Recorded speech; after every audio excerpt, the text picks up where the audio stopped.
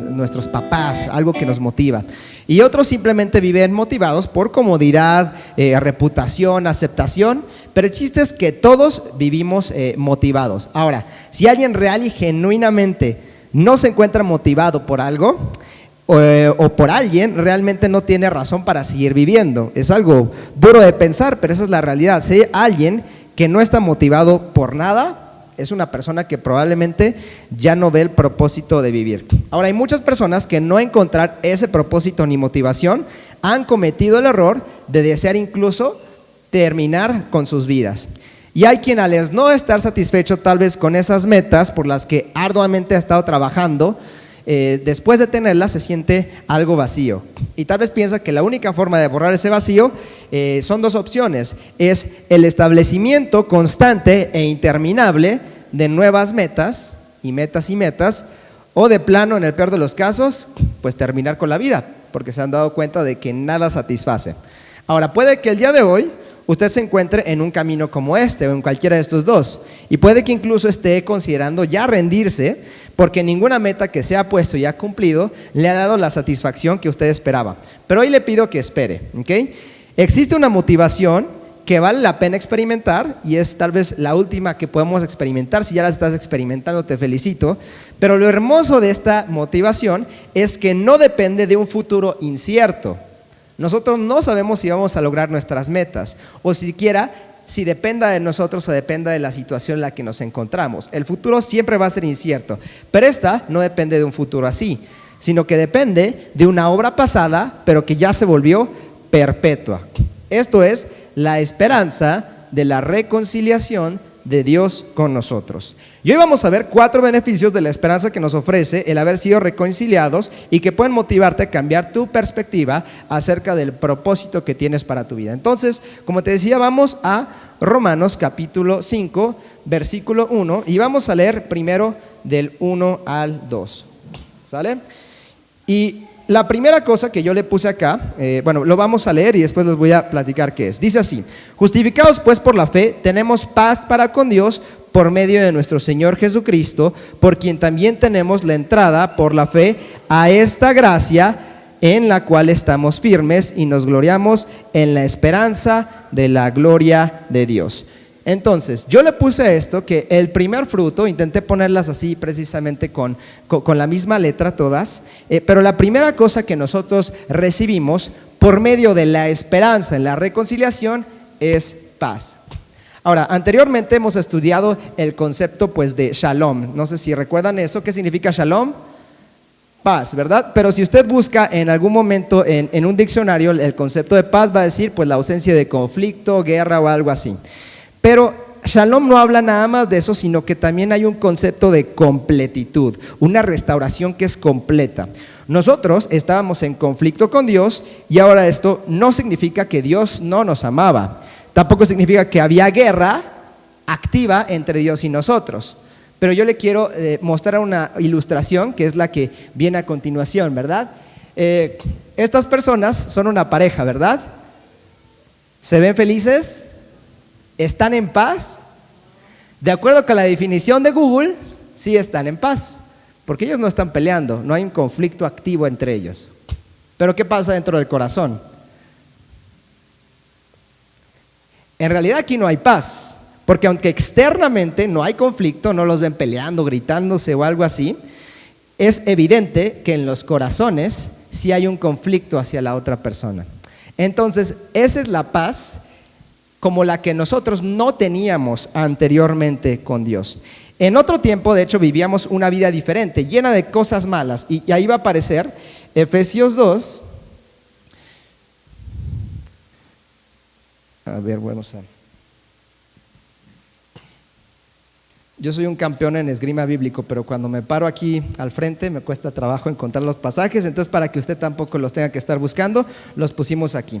Dice así: y Él os dio vida a vosotros cuando estabais como muertos en vuestros delitos y pecados, en los cuales anduvisteis en otro tiempo siguiendo la corriente de este mundo, conforme al príncipe de la potestad del aire. Ustedes saben quién es este: el enemigo, el espíritu que ahora opera en los hijos de desobediencia, entre los cuales también todos nosotros vivimos en otro tiempo en los deseos de nuestra carne. Ahí fíjense en esto. Haciendo la voluntad de la carne y de los pensamientos, y éramos por naturaleza hijos de ira, lo mismo que los demás. Ahora, esta condición que nosotros teníamos producía un conflicto entre Dios y nosotros. Íbamos en contra de Dios, en contra de nuestra conciencia, porque Él puso el conocimiento de su ley en nuestras mentes, ya lo vimos en capítulos anteriores, y en contra aún de la ley de Dios para quien la conocía. Para Él, siendo nosotros ofensores, no habíamos sido perdonados. Entonces, no había paz entre Dios y nosotros. Sin embargo, gracias a la reconciliación, nosotros encontramos paz. Y esa paz proviene de la esperanza de la gloria de Dios, según lo que leíamos precisamente ahí en Romanos. Ahora, no sé si le llega a pasar esto, que se molesta con alguien y de repente deja de sentir paz. ¿A quién le ha pasado? Que a veces incluso sabes que tienes un conflicto con alguien y no duermes, ¿no? Y dices, esta persona está enojada. Algunos somos un poco más aprensivos y eso nos duele, ¿verdad? Como que hay una paz, algo que no nos deja.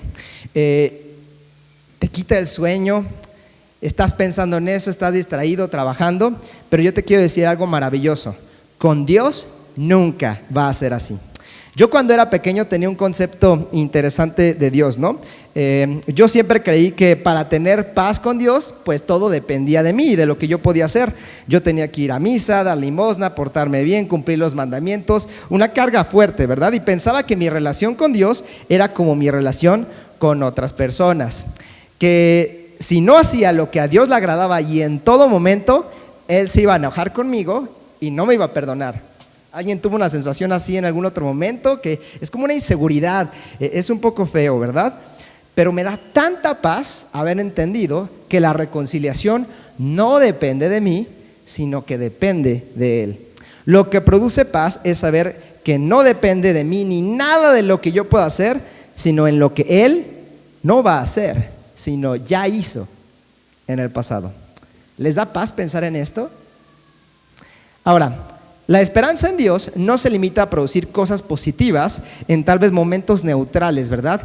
Yo siento paz porque no hay nada y lo único que puedo hacer ahora es sentirme mejor. Sino que la esperanza que tenemos en la reconciliación puede producir cosas buenas a partir de los peores momentos en nuestra vida. ¿Y saben qué es lo que produce esto? Produce lo siguiente que va a aparecer acá, que es paciencia. Vamos a continuar nuestra lectura de los versículos 3 al 4. Dice así, en Romanos 5, del 3 al 4, dice así: y no solo esto, sino que también nos gloriamos en las tribulaciones, sabiendo que la tribulación produce paciencia, y la paciencia prueba, y la prueba esperanza. ¿Ok? Vamos a quedarnos hasta acá. ¿Sabes cuáles fueron los momentos de mayor crecimiento de la iglesia? Hoy somos más cristianos en este tiempo que ningún otro, ¿verdad? Y eso es por muchos años, y porque además somos una población enorme. Pero en proporción, el mayor crecimiento de la iglesia siempre se ha dado en tiempos de persecución. Cuando la gente era observada morir por un Dios que había resucitado entre los muertos, este era un poderoso mensaje que inspiraba a mucha gente. Es increíble. Ahora, ¿por qué habrá sido esto? Yo quiero decirles un pensamiento interesante, ¿verdad? Yo encontraba esta frase, si alguien sabe en qué película lo mencionan, no es esta. Si quieres verla la anterior y ahorita, déjala ahí y ahorita la mencionamos. Hay una frase que dice, padre rico, hijo flojo y nieto pobre, ¿no? ¿Por qué se dice esta frase, ¿no? Lo que se dice es que muchas veces un hombre trabaja por riquezas, ¿no? Está interesante esa frase, no creo que sea una regla general, pero es un pensamiento interesante. Un padre se esfuerza, tiene muchas ganancias y de repente acumula muchas cosas, tal vez él venía desde abajo, pero en algún momento entendió el esfuerzo del trabajo y se hizo una persona rica, ¿no? Una persona que ya tiene pues cierta capacidad económica, ¿no? ¿Qué va a pasar con su hijo? Su hijo va a ser privilegiado, ¿verdad? Va a tener pues ciertas cosas, no le va a faltar nada, probablemente no va a tener que esforzarse tanto como lo hizo el padre. Entonces, ¿qué va a producir eso? un hijo flojo si no tiene valores, ¿no? Esto estamos hablando de personas que no están en la fe y que no tienen este tipo de disciplina, ¿no? Y este tipo de conocimiento de Dios. Entonces, ¿qué va a pasar con el hijo flojo? No va a trabajar, probablemente va a despilfarrar de todo. ¿Y qué va a pasar con el hijo de este hijo? O sea, el nieto del padre rico. Pues va a ser pobre, ¿no? Va a despilfarrar todo. Y yo tenía esta otra frase que está acá, y ahí sí la vamos a leer, dice así: los tiempos difíciles crean hombres fuertes, los hombres fuertes crean tiempos fáciles, los tiempos fáciles crean hombres débiles, y los hombres débiles crean tiempos difíciles, de Michael Hope. Está interesante esta frase porque él propone que esto es el ciclo de la historia, que tenemos momentos de comodidad, y en esos momentos de comodidad existen hombres débiles, pero en los momentos que son producidos por los hombres débiles, o sea, los tiempos difíciles, van a formar hombres fuertes. Está interesante porque es una forma generacional de ver las cosas. Ahora, ¿qué tiene que hacer un hombre que vive en tiempos difíciles? Esforzarse, ¿no? Poner todo el empeño en sus manos, en sus pies, en lo que puede hacer para poder cambiar los tiempos. Eso lo hace el hombre, digamos, secular. Pero ¿qué hace el hombre de Dios? Lo que pasa con Dios es que el que anda con Dios no requiere hacerse fuerte, porque su fuerza está en Dios, y esta fuerza es perpetua. Esto lo vemos también ahí en el Salmo 18:2. Cuando hay tribulación, nosotros no miramos a nuestras manos, no miramos lo que nosotros podemos hacer, nosotros miramos hacia arriba, a nuestra fuerza, lo que Dios puede hacer. Nuestra esperanza en la redención es nuestra motivación, y de este modo la tribulación no produce desamparo, sino paciencia. Y la paciencia no produce desánimo, sino un carácter probado. Y el carácter probado no produce resignación, sino esperanza. Eso era precisamente lo que estábamos leyendo ahora. El fin de todas las cosas, y como ustedes lo iban viendo en una línea que tenemos por ahí, es esto. Suena chistoso, ¿verdad? Porque no parecería que fuera un proceso consecuente. Pero está tal vez un poco chiquito, pero dice que la tribulación, ¿qué produce? Y la paciencia, prueba. Y la prueba, esperanza. Entonces, la tribulación produce esperanza solamente cuando tenemos al Señor en nuestro corazón. Cambia la perspectiva de todo. Y vamos a 2 Corintios 4:7, por favor. Y también va a aparecer ahí en pantalla, si lo quieren ver. 1 Corintios 4:7, y esta sección de la escritura lo han titulado en la mayoría de Reinas Valeras, le ponen viviendo por la fe. Y yo les quiero leer esta porción que es preciosa. Dice: porque tenemos este tesoro en vasos de barro, para que la excelencia y el poder sea de Dios y no de nosotros. Fíjense cómo es la perspectiva del cristiano, que estamos atribulados en todo. No es que no va a haber tribulación, mas no angustiados; en apuros, mas no desesperados; perseguidos, mas no desamparados; derribados, pero no destruidos; llevando en el cuerpo siempre por todas partes la muerte de Jesús, para que también la vida de Jesús se manifieste en nuestros cuerpos. Cuando uno tiene esta esperanza en la reconciliación que el Señor ya hizo con nosotros y que va a tener su pleno cumplimiento en un futuro, ¿sabe qué produce eso en nosotros? Una perspectiva diferente en medio aún de los peores momentos. Y vamos a ir a la penúltima de estas, que va a ser lo que sigue produciendo el Señor a partir de esto. Y vamos a volver ahí mismo a Romanos, y vamos a leer los versículos del 5 al 8. Estamos viendo que entonces la prueba produce esperanza, y dice sobre esta esperanza: y la esperanza, versículo 5, no avergüenza, porque el amor de Dios ha sido derramado en nuestros corazones por el Espíritu Santo que nos fue dado. Porque Cristo, cuando aún éramos débiles, a su tiempo murió por los impíos. Ciertamente morirá por alguno por un justo; con todo pudiera ser que alguno osara morir por el bueno. Mas Dios muestra su amor para con nosotros, en que siendo aún pecadores, Cristo murió por nosotros. Y este es el punto más importante. ¿Quién se ha memorizado este versículo de Romanos 5:8? ¿Van a pasar al frente? No es cierto. Aquí a los que levantaron la mano les creo completamente. Sin perdón de nuestros pecados, nosotros no tendríamos reconciliación.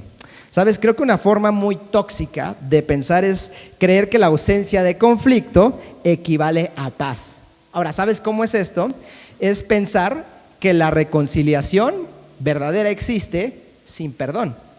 Suena hasta contradictorio, ¿verdad? Y cuando lo digo así, suena como, no, este tipo está diciendo cualquier cosa. Pero vamos a ver si no hacemos eso en muchas veces nosotros. Ahora, quiero hablarle a las parejas, aunque creo que esto puede pasar entre amigos, entre hijos, entre padres e hijos precisamente. Pero ¿te ha pasado que te enojas con tu cónyuge y tal vez la solución en ese momento es se dejan de hablar, ¿no? Y al fin y al cabo, pues el tiempo lo sana todo. Entonces, pasando un rato, después de unos días o algunas horas, pues todo vuelve a estar bien. Y fíjate, es bien padre porque ni necesidad tengo de pedir perdón. Pero ¿qué pasa cuando se vuelven a enojar? No les voy a preguntar a ver quién quiere levantar la mano, ¿verdad? Pero yo estoy seguro que a casi nadie aquí le pasa. Pero si les ha pasado, tal vez se identifican con esto, ¿no? Que te enojas con alguien y después simplemente dejas pasar el tiempo, pero no existe esa interacción de pedirse perdón. ¿Y qué pasa cuando se vuelven a enojar? Se vuelven a sacar exactamente los mismos trapos al sol. Es que la otra vez... ¿Y qué crees? Se van acumulando y acumulando y acumulando y acumulando y las peleas cada vez van a tener más de dónde sacar para ver qué más le puedo recordar a la otra persona de cómo me ofendió. Entonces, el rencor en estos casos realmente nunca dejó el corazón, sino que se escondió detrás de una reconciliación falsa. Y sabes, cuando se acumula el conflicto tras conflicto tras conflicto, te vas a ver tal vez como este hombre que está ya muy desgastado, ¿verdad? Se ve ahí un hombre cansado ya de esto. Ahora, la gloria de Dios, en el caso de la gloria de Dios, no ocurre de esta misma manera.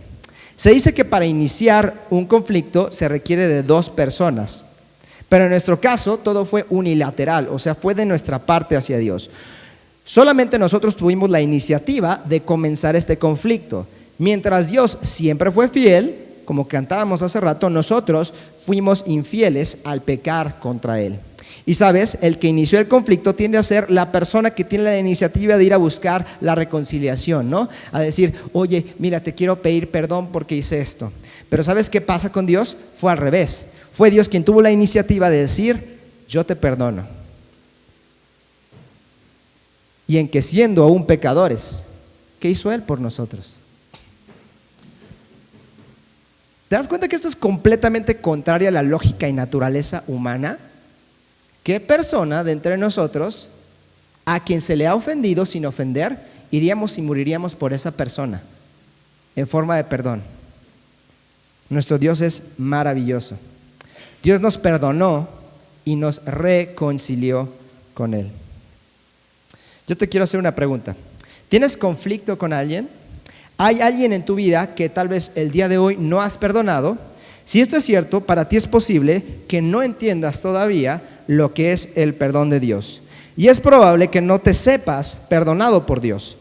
Si no te sabes perdonado, es muy probable que te cueste perdonar a otros pecadores, igual que tú. Pero si entiendes que Cristo ya te perdonó, entonces no existe razón para no perdonar a quien te ha ofendido. Si esto es una realidad en tu vida, te invito a que hoy veas que Dios ya te ha perdonado y que tu pecado, si has confiado en Jesús, ya no te condena más. Y ese perdón puede ser recibido no solamente por ti, sino por esa persona que te ha ofendido. Es difícil perdonar. Pero si Dios ya nos perdonó a nosotros, ¿quiénes somos nosotros para no perdonar a otros? ¿Qué dice el Padre nuestro? Perdonar nuestras ofensas como nosotros perdonamos. A ver, ¿y será cierto que perdonamos? Si el Señor nos ha perdonado, no tenemos que tener en contra de nuestros hermanos. Por último, la esperanza de reconciliación produce una protección. Vamos a leer esta última porción del 9 al 11. Estamos en Romanos 5. Y dice así: pues mucho más, estando ya justificados en su sangre, por él seremos salvos de la ira. Porque siendo enemigos fuimos reconciliados con Dios por la muerte de su Hijo, mucho más estando reconciliados seremos salvos por su vida.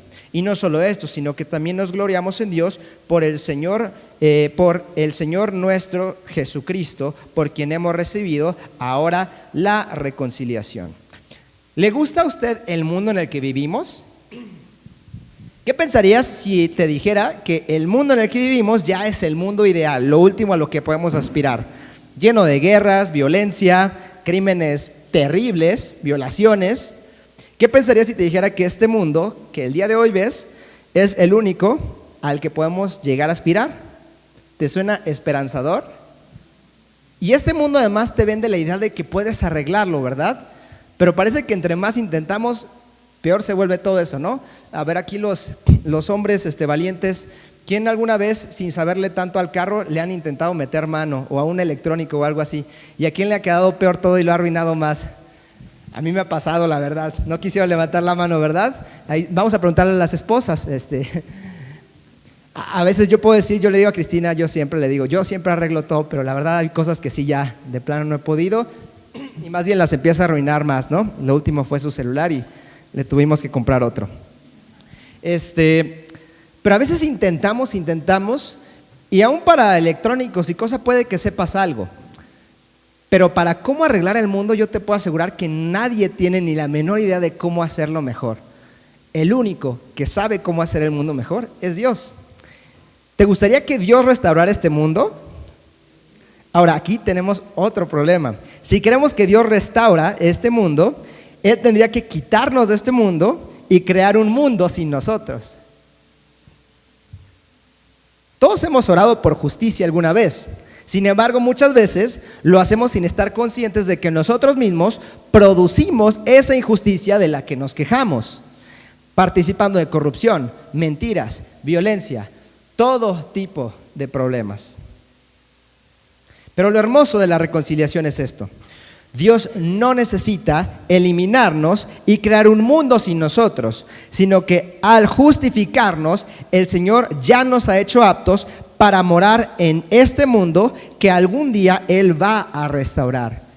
Él no nos sustituye, Él nos transforma. Dios nos ha reconciliado con Él y esta es nuestra esperanza. Entonces yo quisiera el día de hoy ya terminar esta parte y quisiera concluir con este pensamiento. Dice así: puede que el día de hoy este mensaje esté tocando tu corazón y te has dado cuenta de que lo que hasta ahora te ha motivado, todo lo que piensas que han sido los propósitos que tú puedes cumplir, no han saciado tus expectativas. Puede que incluso estabas considerando rendirte, pero el día de hoy yo quiero decirte que no existe mejor motivación que la esperanza. Mejor que un futuro incierto es la esperanza cierta de lo que ya ocurrió, pero esperamos también en un futuro. Una esperanza que no depende de otra cosa que podamos hacer, sino de lo que Dios ya ha hecho por nosotros. Si al día de hoy tú quieres cambiar tu motivación terrenal por una esperanza eterna, yo te quiero pedir que me acompañes en una oración por la que vamos a hacer esto. Entonces yo te pido que inclines tu rostro y cierres tus ojos y le pido a Dios en ese lugar. Señor, el día de hoy te doy gracias, Señor. Te doy gracias porque tú has dado la vida por mí.